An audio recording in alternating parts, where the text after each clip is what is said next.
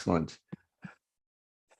To those of you who may be viewing right now, welcome to the inaugural version of the BetaCodex Network Live. Let me turn on my video to show me, I should say, in full regalia. My name is Rijon Erickson. I am a community enrollment and engagement community organizer for the BetaCodex Network, and I'm happy to welcome you here today to our inaugural version of BetaCodex Network Live. We will be featuring my friend and noted author, Niels Pflaeging, and the discussion today will be related to his new book, What Would Drucker Do? As the follow-up to his most recent book that has come out very, very close to this. So Niels is in a mode, in a groove with releasing books. What Would Drucker Do? I have started reading it. I've got several quotes in mind of the book of quotes that is here present. At this point, Niels, we'll put your video on, if you would please, and we shall now, if you wouldn't mind saying a few words about your work and your history in general.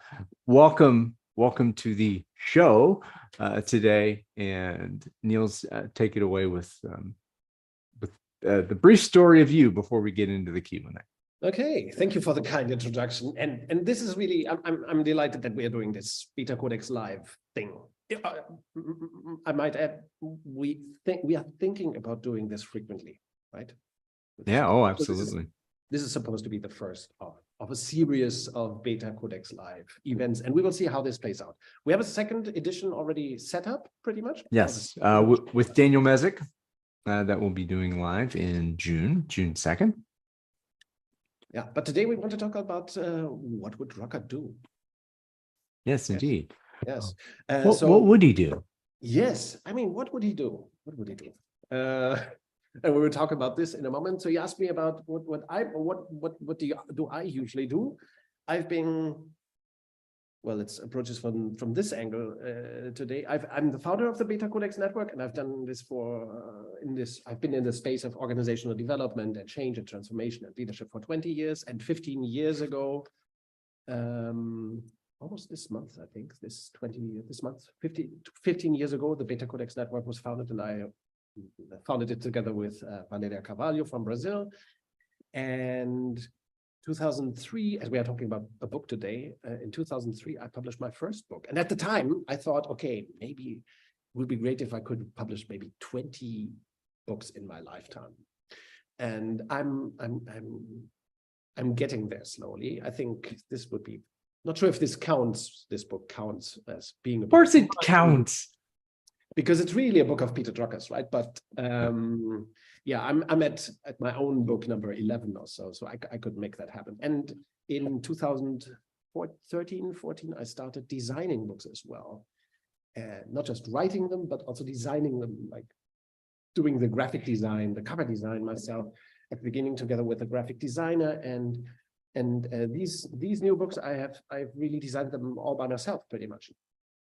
So I did everything from concept to get into how that happened, how that came along, and maybe it wouldn't have been possible in other ways to make this happen. Yeah, but with this publishing brand, BetaCodex Press, that we have, I thought this would be feasible to do and a needed book. So usually I do consulting and speaking and organizational development work, and of course workshops as well. But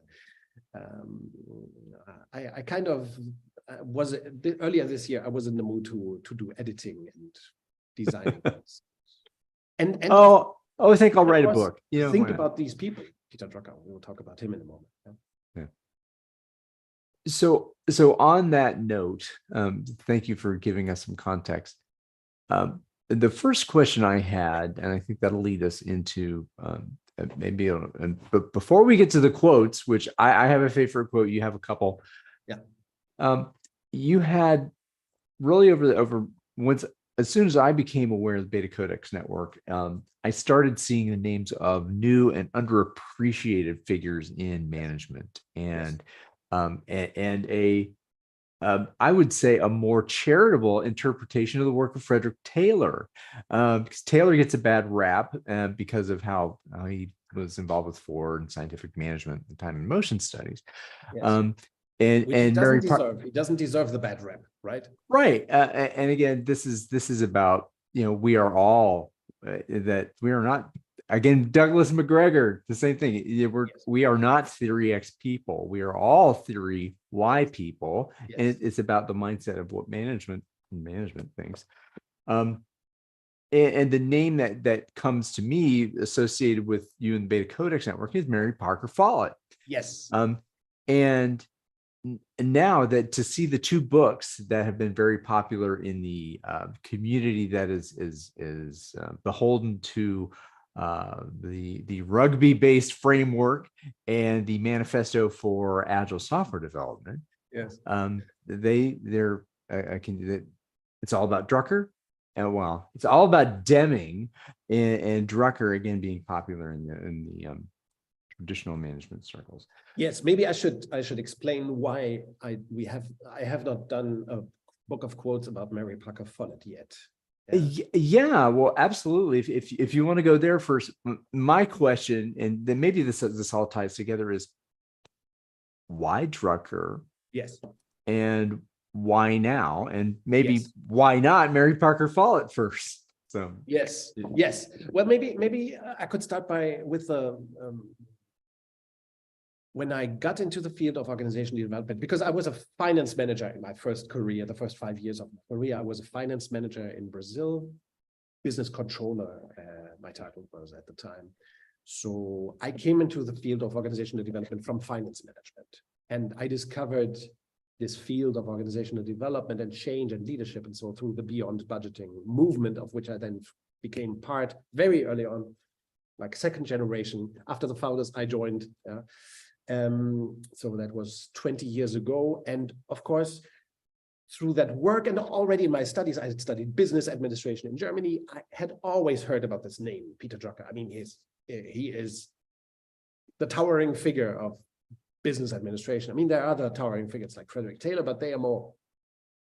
At the time I studied business, Peter Drucker was still alive. He only passed away in 2005. So Peter Drucker was the preeminent management thinker of his days, and those days lasted a long time.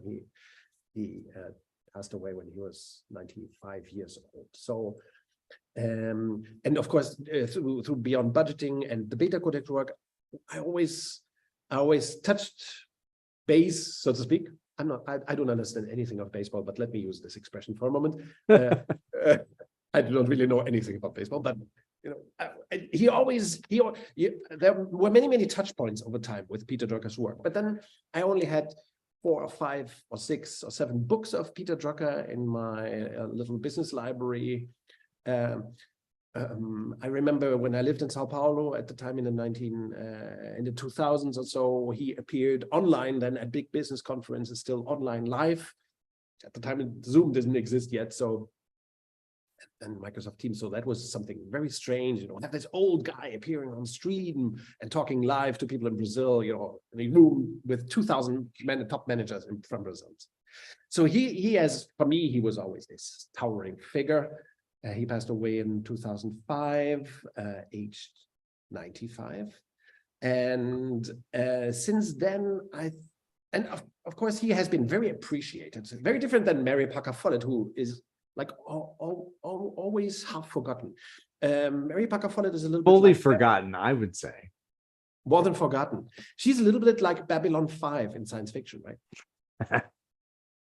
There's a new Babylon 5 movie coming. Did you hear about this? I've not heard about this. I haven't even watched the series yet. So I was Battlestar Galactica and The Expanse, of course. It's coming. An animated Babylon 5. But Babylon 5 for science fiction geeks is something like almost forgotten, but everybody talks about. That's like Mary Parker Follett, right? She's literally totally forgotten by most people and ignored. Even Peter Drucker, unfortunately, he said, unfortunately, he was of the opinion that Mary Parker Follett had not been discriminated by her colleagues and her male colleagues and by the crafters or industry of management at the time. Of course, she was discriminated. She couldn't even make her doctorate. So Mary Parker Follett is like, she's like the founder of BetaCodex, I would say.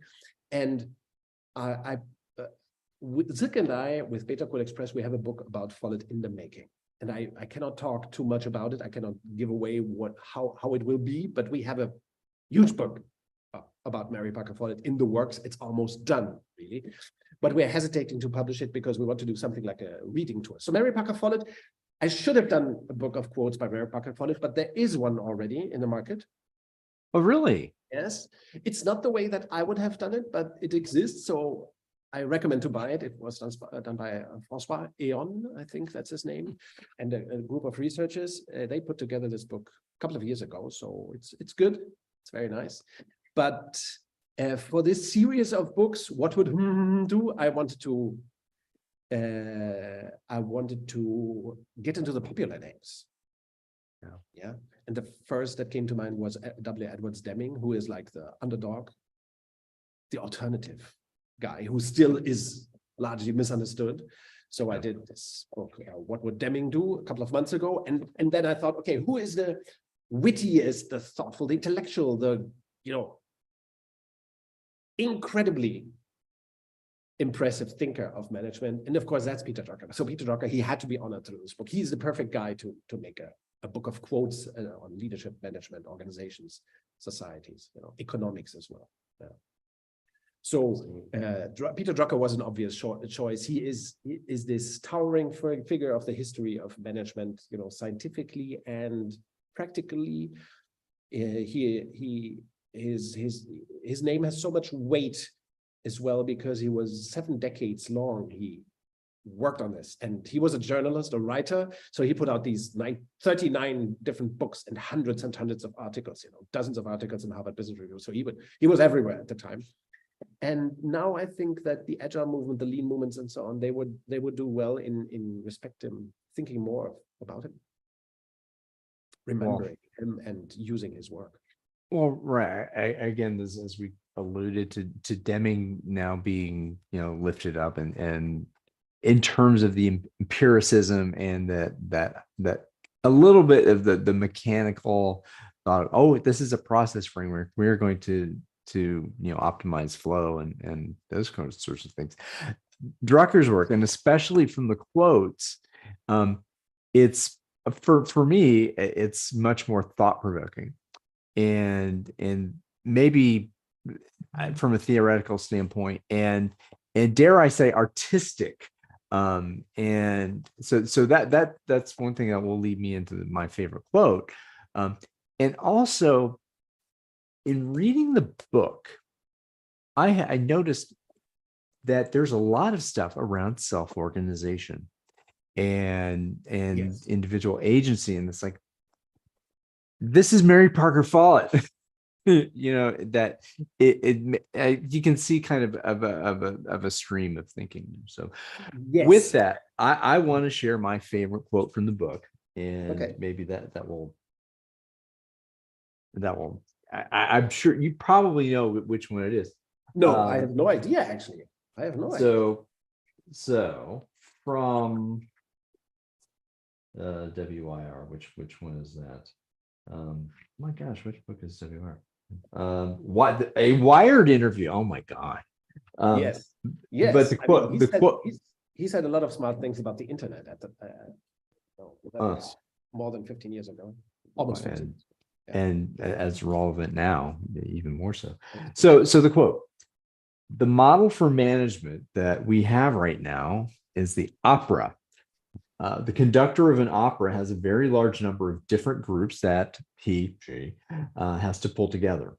The soloists, the chorus, the ballet, the orchestra all have to come together, but they have a common score. What we are increasingly talking about today are diversified groups that have to write the score while they perform. What you need now is a good jazz group. And if you want to have a really good jazz group, how large can it be? How large can it be when you have people who improvise on their own and the group realizes that the trumpet player is now playing his solo and everybody needs to stop and support him? You can use 7 to 9 people maximum. I think the trio is the best, but again, 7 to 9 is a great, but maximum. If you get more than that, you have to score. Yes.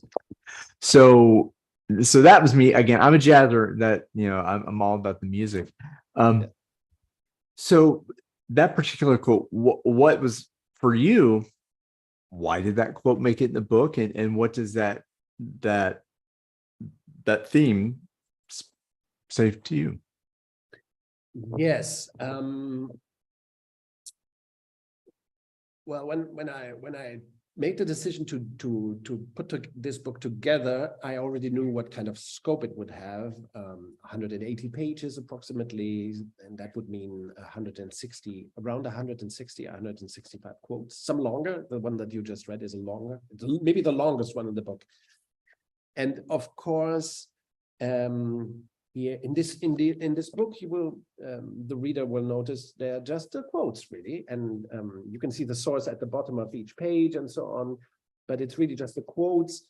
And then I had this idea, which also came from the book that inspired me, which was called What Would Arnie Do? They also had these Arnold Schwarzenegger quotes grouped into several chapters, And I decided to do the same with What Would Drucker Do? So there are 9 chapters. And then, of course, the big question is, this guy had passed away almost 20 years ago. He worked for 70 years and wrote almost 40 books and 1,500 articles, one source says. So, and he gave interviews, of course, which are beautiful and fantastic. So I decided to pick quotes from his books, of course, but not all, because some of his interviews, all of his interviews, if anybody gets interested in Peter Drucker, you don't have to buy the books. Look up some of his interviews, which are just fantastic. Of course, you could read the book and should read the book because it's the selection process is done with this, yeah. But the interviews are very crisp, very delightful, very witty, which is one of the reasons why Drucker is such an interesting figure to read and to refer to. But one of the questions I asked myself is, okay, how to structure this and what kind of chapters to group this into, and it couldn't be linear, throughout.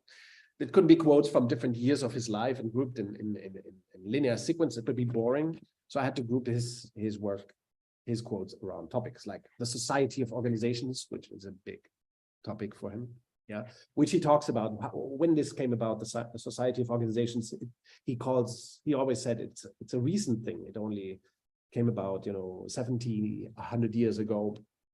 So today we live in a society of organizations, and that probably will not change. Organizations are here to stay, and most of us work in organizations. Then there's a chapter on the knowledge worker, and the other chapters are grouped around, of course, topics that I think are particularly interesting and that connect well with Drucker's work.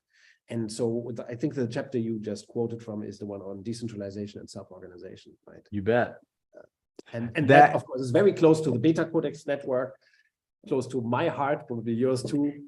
But there are other topics here like performance and purpose, decisions and agreements, change and transform, innovate and renew, learn and advance. So those other chapters are about key topics that are relevant to us today. Yeah. Well, yeah, and one of the things for me, and so I, again, looking at the general themes that was helpful, in navigating the book, and that if you want to go to a certain topic and kind of dig into Drucker's thinking on it, the theming of the book is very well done. And one thing I really liked about it, again, I was kind of fumbling with it as we started, was that every quote is referenced to a bit in the back. It is I found it much easier and more flow to go through and than a regular footnoting. So it was like, it's kind of like this accelerated footnoting, which I like. Yes, you only find an abbreviation of the source on the page, so you have to look up what the book or source is, and you can find the referencing there. Yeah. Again, I mean, what really matters to me with this book is I wanted to make it relevant not just to managers and not just about organizations, but also about societies, which is why the title is Nurture Great Organizations and Societies Guided by Peter Drucker's Best Quotes. By the way, Radia, a member of our movement, she helped me with getting the subtitle right for this this kind of book. I wanted these book of quotes to be used so that teachers can use it in their teaching at universities, as practitioners in Agile, for example, can get into this kind of work, or managers of all sorts, of course. People working can read this book, but also I wanted to show the political side of Drucker's. And there are a lot of political quotes in this book. There's lots of political thing, and again, I will refrain from reading the intro to the Change and Transform chapter, which is the one that I say, wow, gosh, it's just that hit me, because you mentioned the social aspect of it is that the intro to the chapter talks about de Tocqueville and talks about this person, again, another person who I'd never heard of, this Walter Bacho, and the final thing is that okay, I'll bite. I have to read this part. Yes.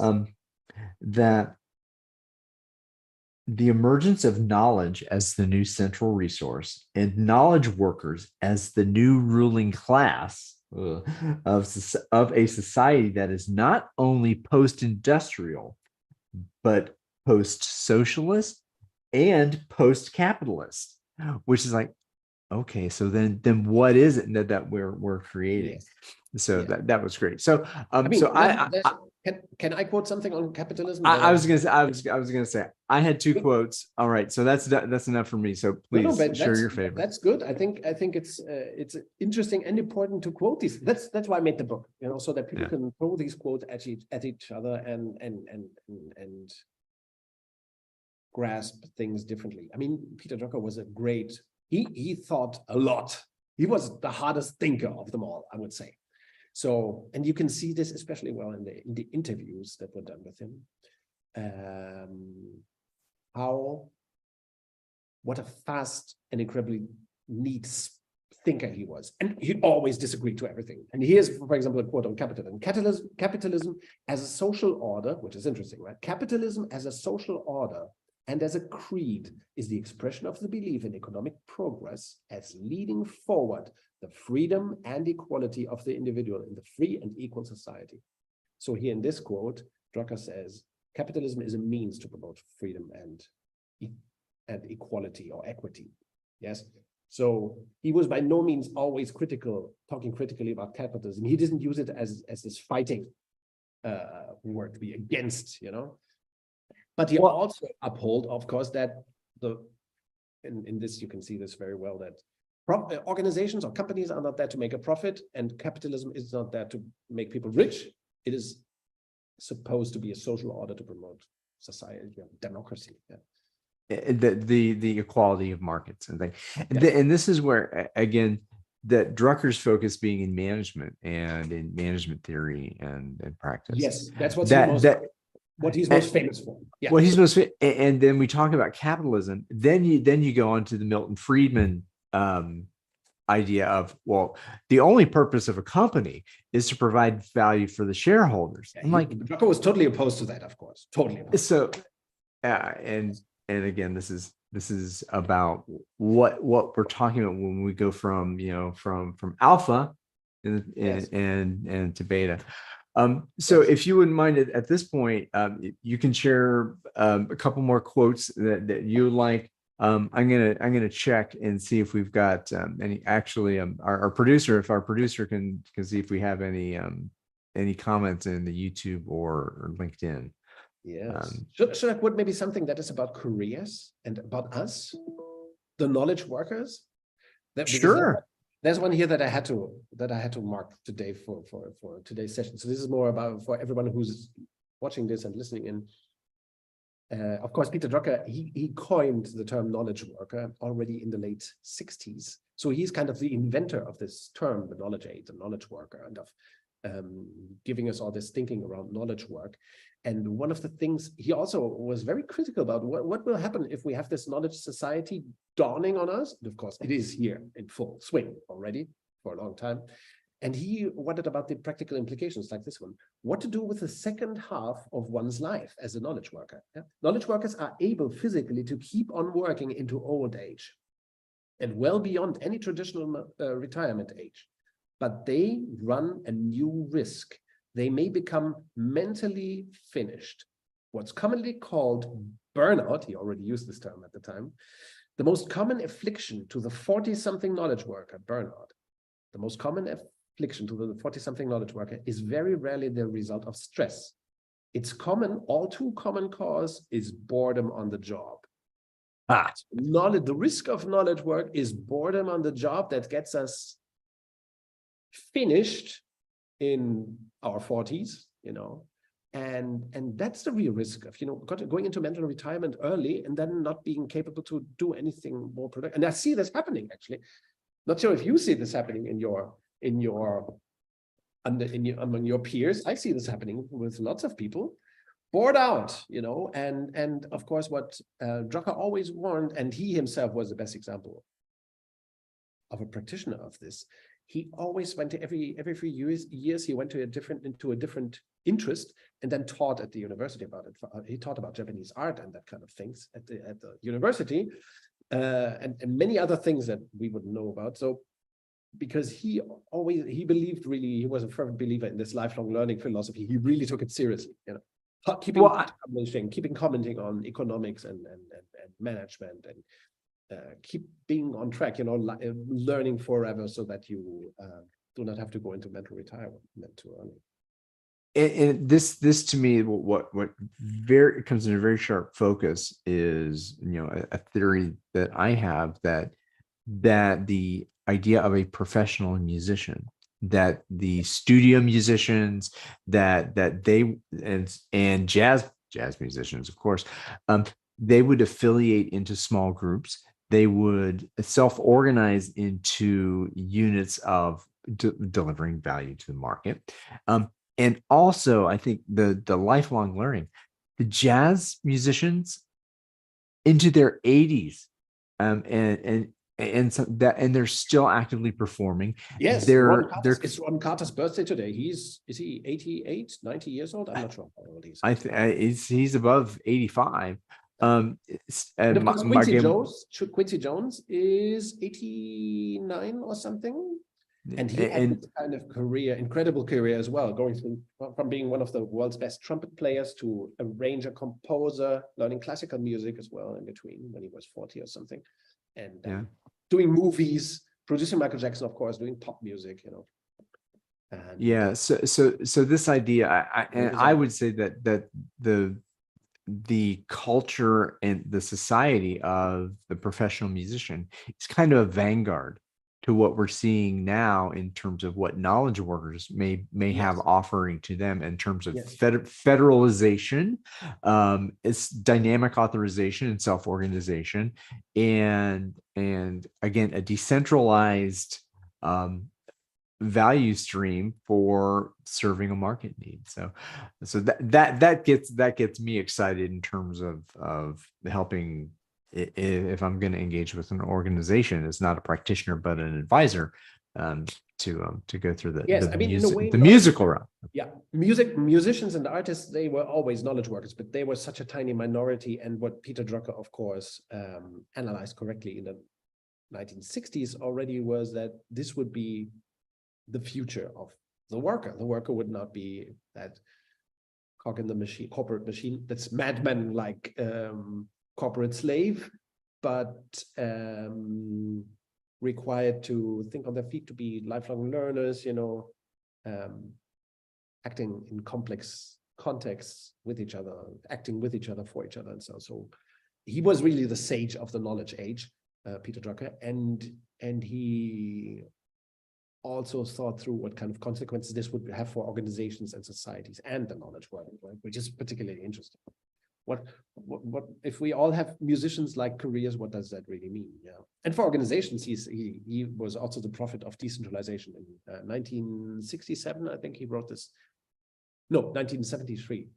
He wrote this important book called Management, and where he wrote extensively about decentralization and why it was the most economic, the smartest way to run an organization, not having centralized or siloed organizations, but decentralized. You already quoted about this thing that teams should have a size limit of maybe 9 people, because then you have to score. Then you cannot work as like a jazz band. And here, just to quote something else about decentralization, he said, "Federal decentralization has great clarity and considerable economy. It makes it easy for each member of the autonomous business to understand his own task and to understand the task of the whole business. It has high stability and is yet adaptable." So he is really the prophet of what we promote as the BetaCodex network. Yeah. Well, so we do have a question from the chat, and also I would say before I say the question, he needed someone to title his books better. So management. Okay. Well, what's his book about? It's about management. It was a longer title, by the way. I should quote the full title. It was called Management, Tasks, Responsibilities, Practice. Still a bullshit title. Yeah. Today that wouldn't rock anymore. The industry, the book industry has changed a lot, and this is it happened in the 70s that he wrote. So we'll give him some grace with that. So the question we have is from YouTube, and someone I think John Jorgensen asks, what kind of organizational societies did Drucker advocate for? I'm talking about that. Did Drucker explicitly offer practical means for eliciting any such organizational society? Not quite sure about the question. Organizational society, the society of organizations, if he had advice about that? That appears to be a fair interpretation, and so we may have one of the first quotes in this book is this, maybe a starting point. I think it's the first quote. Yeah, the first real quote of this book. "An organization is not like an animal, an end to itself. It's successful by the mere act of perpetuating the species. An organization is an organ of society and fulfills itself by the contribution it makes to the outside environment." So, and this is just one of the quotes in this chapter, Society of Organizations, and this is it may seem a simple thing to say, but Peter Drucker really had this insight that democracy can only be developed and made better through organizations. I mean, let's remember, he was born in 1900 in Vienna. At the beginning of the 1930s, he had to emigrate to, by the way, first he started his professional career in Germany, in Frankfurt and in Hamburg. And then because the Nazis rose to power, fascism rose to power, he had to emigrate first to England, and then in 1937, he emigrated to the United States. He wasn't a Jew, but he was, in his family, there were Jews, so he certainly had to emigrate, and he was smart enough to do that. So he worked as a journalist, then went into management. So he during his journalist years in Germany, he published very critical things about fascism. That's another reason why he had to emigrate. He was very critical of fascism early on, in the early 30s, and this very much formed his view on the role of organizations. Organizations should, as he says here, should make a contribution to the outside. In another quote here in the book, he says, companies are not here to make money. They are there to create a better world and contribute to society. One of the quotes, the quote that I put on the back is, performing responsible management is the alternative to tyranny and our only protection against it, which expresses well that Drucker thought that we can only protect democracies against fascism and tyranny more generally through well-performing, functional democratic organizations. And looking at the situation that we have now, which is why this book is so contemporary, of course, our societies are in danger in the United States, in England, a little bit even in Germany, certainly in France and so on, and other countries. Our democracies are in danger because our organizations have not been democratic enough. I mean, in our work lives, we are not experiencing actual democracy. We are experiencing command and control, alpha, as we call it in our movement, right? Authoritarianism, totalitarian and control. Even the agile movement has turned authoritarian, went to the dark side and turned evil into the agile industrial complex. And so in a way, even agile and lean today predominantly promote tyranny, organizational tyranny, and that we cannot accept that. We have to change that. And this is another reason, I think, why Peter Drucker is such an important thinker for our times, because he was a promoter, like Deming, the promoter of democracy. Fervent.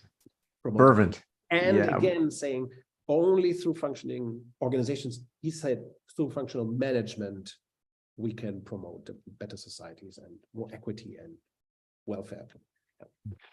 I do have another question. I think both are from John. Thanks for coming, John. I appreciate it. Yes, thank you for joining. So I'm going to choose the one that is most salient and alive with me right now. What would Drucker say about AI completing tasks which knowledge workers have previously done? Oh, he said a lot about it, actually. Of course, at the time, people weren't foolish enough to call AI, because it was never AI. AI is something from science fiction, right? But Drucker made, in the book, I chose a couple of excellent quotes of Drucker's about technology, but I have to find them first. I think they're not towards the end. But what he would have said about technology is certainly that you cannot solve certain problems by technology. But I would have to look it up for a moment to find it. Maybe you can find it in parallel. What I wanted to add is, here's another one that's lovely, about doom and what evil in organizations. Beware charisma. Charisma is hot today. There is an enormous amount of talk about, and an enormous amount of books are written about the charismatic leader. But the desire for charisma is a political death wish.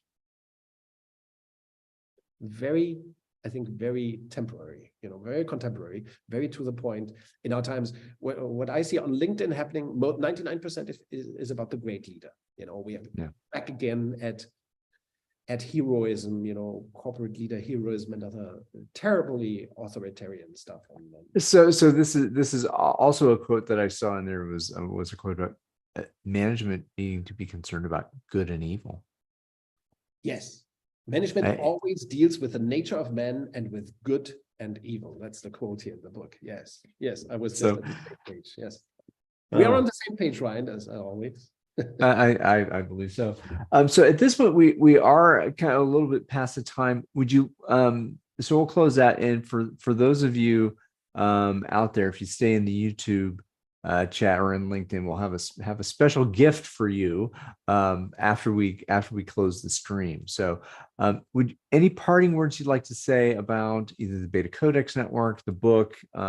So this is the floor again for you to close this out.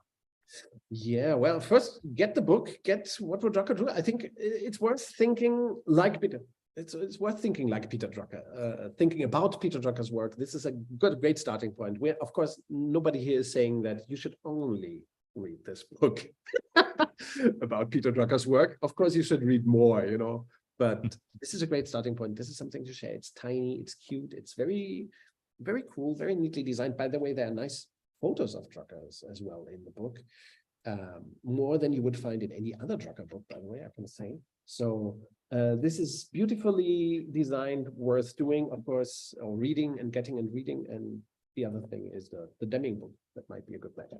And of course, within our community, I would like to say that we should do more in this direction, as a means to help people grasp these beautiful ideas, these beautifully democratic ideas about organizing and organizational leadership and change and learning also and sustainability that are in these books and in these thinkers' minds.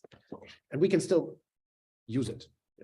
That's so beautiful about the legacy of thinkers like Peter Drucker.